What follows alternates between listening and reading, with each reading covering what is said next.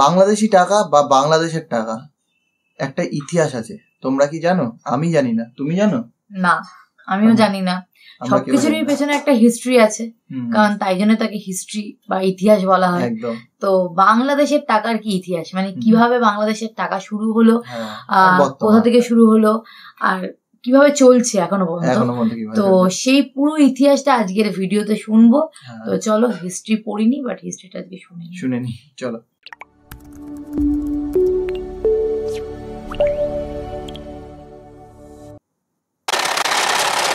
টাকা এই কাগজের টুকরোর উপরে চলছে সারা দেশের লেনদেন, কিন্তু টাকাই কি শেষ? এসেছে প্লাস্টিক কার্ড, চলছে মোবাইল লেনদেন। তাহলে টাকার ভবিষ্যৎ কি, আর টাকার শুরুই বা কিভাবে?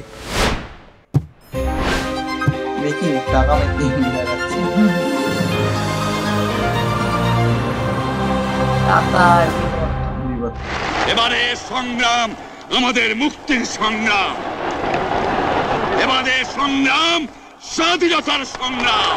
জয় বাংলা। 1971 সাল বাংলাদেশ স্বাধীন হলেও পাকিস্তানের বিরুদ্ধে দীর্ঘ 9 মাসের সংগ্রামের পর তখন একটি ধ্বংসপ্রাপ্ত দেশ আমাদের। এমনকি নিজেদের কোনো টাকাও ছিল না, সুতরাং পাকিস্তানের টাকাই তখনও ছিল বাংলাদেশের। টাকার নোটের পাশে রাবার স্ট্যাম্প দিয়ে বাংলাদেশ সিল দেয়া থাকতো। তখন আন্তর্জাতিক মুদ্রা ব্যবস্থা সিল দেওয়ার ঘটনাটা আমরা শুনেছি, টাকার একাল আর সেকালের একটা ভিডিও দেখেছিলাম। তার মধ্যে প্রথমে পাকিস্তানের মানে নোটের উপরে সিল দেয়া থাকতো, বাংলাদেশে একটা সিল ইউজ করতো, যেটাকে মানে বাংলাদেশিরা ইউজ করতো, মানে পাকিস্তানি টাকা। তখনও বাংলাদেশের নিজস্ব কোনো টাকা হয়েছিল না, সেই কারণে স্বাধীনতার সঙ্গে আজকের মতো জটিল ছিল না। ফলে আমাদের ব্যাংকে পাকিস্তানি যত টাকা ছিল সেটা দিয়ে চালু হলো অর্থনীতি। বাংলাদেশের প্রথম টাকা ছাপানো হলো ভারতে। 1972 সালের 4 মার্চ 1 ও 100 টাকার নোট ছেপে আনা হলো। এসব নোটের ডিজাইনে কোনো বিশেষত্ব ছিল না। বঙ্গবন্ধু যখন একদিন ঘুরতে বেরোলেন যে দেশটা কিরকম চলছে দেখার জন্য, ধানমন্ডি একটা দোকানে এসে উনি মানে তৎকালীন অর্থমন্ত্রী তাজউদ্দিন আহমেদকে নিয়ে বসলেন। সেখানে দেখা গেল যে একজন জিনিস কিনে পাকিস্তানি টাকা দিয়েছে, আরেকজন জিনিস কিনে ভারতীয় টাকা দিয়েছে। তখন তার মাথা গরম হয়ে গেল যে আগে আমরা একটা কারেন্সির শাসনে ছিলাম, এখন আমরা দুইটা কারেন্সি গ্রহণ করছি, দেশ কোথায় যাচ্ছে, আমাকে এক্ষুনি টাকা ছাড়তে হবে। ভারতের ওই মুম্বাইয়ের কাছাকাছি নাসিক নামক একটা জায়গা আছে, ওখানে একটা সিকিউরিটি প্রেস আছে ওদের। তো ওইখান থেকে উনি টাকা ছাপাই নিয়ে আসলেন, 1 টাকা এবং 100 টাকার নোট। এটাই প্রথমে আমাদের দেশে চালু হলো, কিন্তু এগুলি কিন্তু সিকিউরিটি ছিল না। এটা ছাড়ার পরেও কিন্তু ঘুমিয়ে থাকেননি উনি, যে টাকা তো পাকিস্তানি টাকা উইথড্র হচ্ছে, ভারতীয় টাকা যে কয়টাই আসছিল উইথড্র হয়ে গেছে, বাট এই টাকা তো জাল আসা শুরু হয়ে যাবে, তাহলে কি হবে? তখন উনি তাড়াতাড়ি করে লন্ডনের একটা সিকিউরিটি প্রেসকে রিকোয়েস্ট করলেন এবং সেখানে এই কাজটা মানে সিকিউরিটি সহ খুব সুন্দর 100 টাকার নোট বেরিয়ে আসলো। প্রাথমিক সমস্যা কাটিয়ে উঠে বঙ্গবন্ধু নির্দেশ দিলেন আমাদের দেশের শিল্পীদের দিয়ে নিজস্ব ডিজাইনে 1 টাকা ছাপানোর, যার ডিজাইনের দায়িত্ব দেয়া হয় শিল্পাচার্য জয়নুল আবেদিন, পটুয়া কামরুল হাসান, শিল্পী KG মুস্তাফা, শিল্পী কায়ুম চৌধুরী ও শিক্ষাবিদ নীলিমা ইব্রাহিমকে। জয়নুল আবেদিন ও কামরুল হাসানের পরামর্শে শিল্পী KG মুস্তাফা 1 টাকার নোটের 2টি নকশা তৈরি করেন। তা আমি আনন্দেই কাজটা গ্রহণ করলাম, এবং আনন্দ না শুধু, খুব তৃপ্তির সাথে যে আমি আমার দেশের জন্য একটা কাজ করব। প্রথম ডিজাইনই নিয়ে গেলেন বঙ্গবন্ধুর কাছে, উনি দেখে খুব সন্তুষ্ট হয়েছিলেন। সন্তুষ্ট হলে উনি অস্বাভাবিক উনি জানতে চাইলেন এটা কি বিদেশ থেকে করে আনছো? তো তারা বলতে বাধ্য হয়েছে, স্যার এটা আমার দেশেরই করা এবং আপনার অঞ্চলেরই এক ছেলে, এই নাম KG মুস্তাফা, কোথায় মাদারীপুরে বাড়ি। উনি বোধহয় তাদেরকে চার্জই করে ফেলেছিলেন, ওকে নিয়ে এলে না কেন? নতুন ডিজাইনের নিজস্ব টাকা চালু হলো 1 মার্চ 1973 সালে, কিন্তু ভারতীয় টাকারও প্রচলন ছিল সাথে। তাই এর ঠিক একদিন পর অচল ঘোষণা হলো পুরনো পাকিস্তানি আর ভারতীয় টাকা। সবাই তাদের পাকিস্তানি টাকা ব্যাংকে জমা দিয়ে বিনিময় পেলেন বাংলাদেশের নিজের টাকা। এরপর থেকে টাকার নানা বিবর্তন হয়েছে, বিভিন্ন মূল্যমানের নোট ছাপানো হয়েছে। শুধু তাই নয়, টাকা নিয়ে চলেছে রাজনীতিও। যে দেশে এরকম মানুষ ছিল যারা বঙ্গবন্ধুর মতো বিশাল নেতাকে হত্যা করতে পেরেছে, তারা টাকা থেকে বঙ্গবন্ধু সরানো তো তাদের জন্য খুব বেশি আশ্চর্যের কিছু না। তবে দিনে দিনে বঙ্গবন্ধুর প্রতি মানুষের শ্রদ্ধাবোধ বা তার যে অবদান সেটা বুঝতে পারছে, এবং আগামী দিনগুলোতে আমার বিশ্বাস যে এই ধরনের ঘটনা ঘটবে না।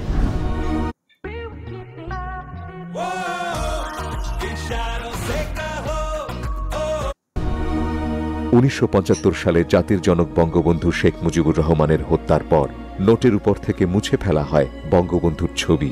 এই প্রচেষ্টা ছিল হত্যাকারী এবং তাদের সমর্থকদের ইতিহাস বিকৃতির আরেকটি অংশ। পরবর্তীতে আওয়ামী লীগ ক্ষমতায় আসার পর জাতির জনকের ছবি আবারও স্থান পায় টাকার নোটে।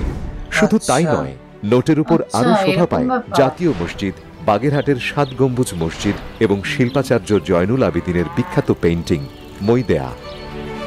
টাকা নিয়ে রাজনীতির সাথে সাথে বঙ্গবন্ধু প্রণীত ছাপানো কাগজের টাকার বদলে পলিমারের টাকাও ছাপানো হয়েছিল 2000 সালে। কিন্তু অস্ট্রেলিয়ায় ছাপানো এই টাকার নোট তেমন জনপ্রিয়তা পায়নি। দেশে প্রচলিত টাকার বাইরেও বিশেষ দিনকে স্মরণীয় করতে ছাপানো হয়েছে বিশেষ ধরনের নোট।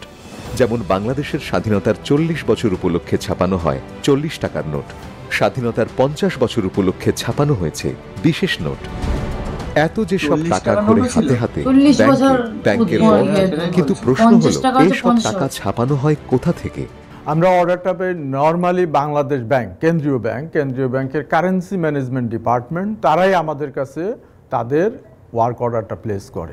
তারপরে আমাদের প্রিন্টিং শুরু হয়ে যায়। প্রিন্টিংয়ের বিভিন্ন ধাপে ধাপে নিরাপত্তা সংক্রান্ত যে বিষয়গুলো আছে, নোটের যে নিরাপত্তা বৈশিষ্ট্যগুলো, সেগুলো বিভিন্ন ধাপে ধাপে অ্যাড হতে থাকে। আমাদের একটা বড় ধরনের এক্সামিনার আছে, মানে অনেক সংখ্যক এক্সামিনার আছে। তারা কি করে খুব গভীরভাবে প্রত্যেকটা শিট, প্রত্যেকটা নোট তারা ম্যানুয়ালি পরীক্ষা করে।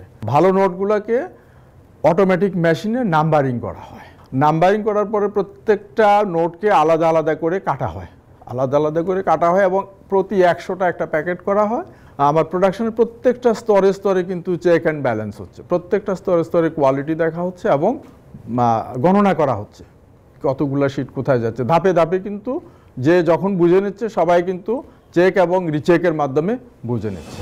1988 সালে বাংলাদেশ সিকিউরিটি প্রিন্টিং প্রেসে টাকশাল প্রতিষ্ঠার পর থেকে দেশে কাগজে টাকা ছাপানোর যাত্রা শুরু হয়। তার আগ পর্যন্ত টাকা ছাপা হতো ইংল্যান্ড, সুইজারল্যান্ড, জার্মানি সহ আরও কয়েকটি দেশে। তবে দেশে টাকা তৈরিতে অধিকাংশ কাঁচামাল এবং সব ধাতব মুদ্রা এখনও বিদেশ থেকেই আমদানি করতে হয়। চাইলেই কি এত টাকা ছাপানো যায় বা আমদানি করা যায়? এই যে এত এত কাগজে টাকা আর ধাতব মুদ্রা বা পয়সা কি পরিমাণে ছাপা হবে, তাই বা ঠিক হয় কিভাবে? বাংলাদেশ ব্যাংক আমাদেরকে যে রিকুইজিশনটা দিয়ে থাকে, তারা ওয়েল হেড দিয়ে থাকে যাতে আমাদের প্ল্যানিং করতে সুবিধা হয়। ওনারা 2 বছরের বা 1 বছর অনেক আগে থেকেই এই রিকুইজিশনটা দিয়ে থাকে, যাতে আমার প্রোডাকশানে 1 বছর দেরি হলেও যাতে কোনো সমস্যা না হয়, সেটা ওরা হিসাব করেই আমাকে আগেই দিয়ে থাকে।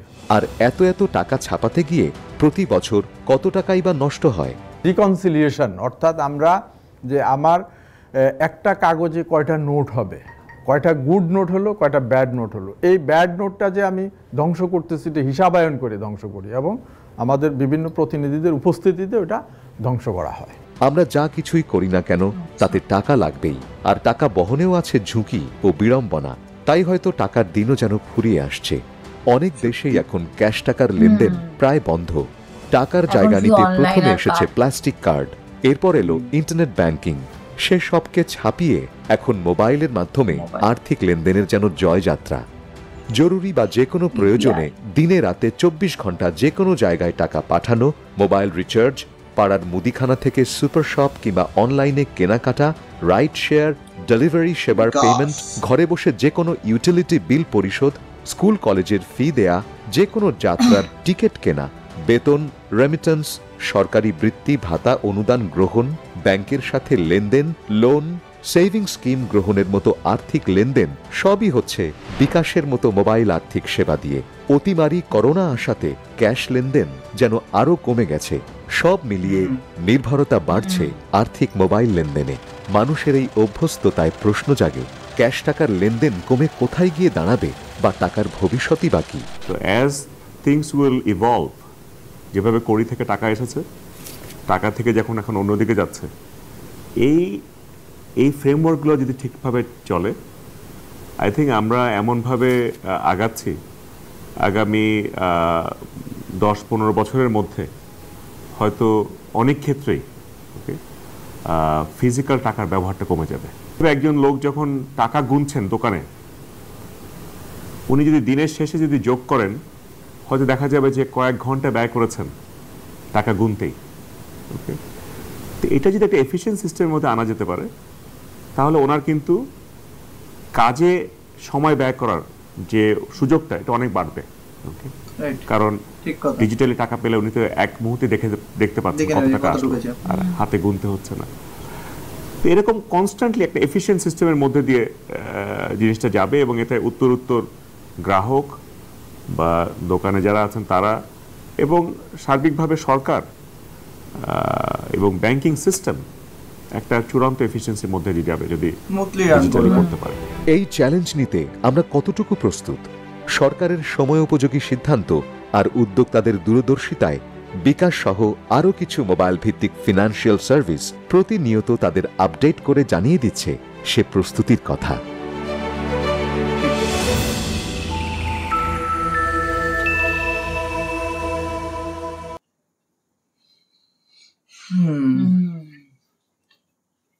খুবই সুন্দর ভিডিও দেখলাম, অসাধারণ একটা ইন্টারেস্টিং ভিডিও ছিল। পুরো বাংলাদেশের টাকাটা কোথা থেকে ছাপানো হয়েছে, শুরু কি করে হলো, সমস্ত কিছু কিন্তু ডিটেলসে বলা আছে। আগে একটা স্বাধীনতার পর থেকে যেভাবে মানে টাকাটা লেনদেন হয়েছে, মানে পাকিস্তানি টাকা ইউজ হয়েছে, ভারতীয় টাকা ইউজ হয়েছে, মানে তখন কোনো ঠিক ছিল না।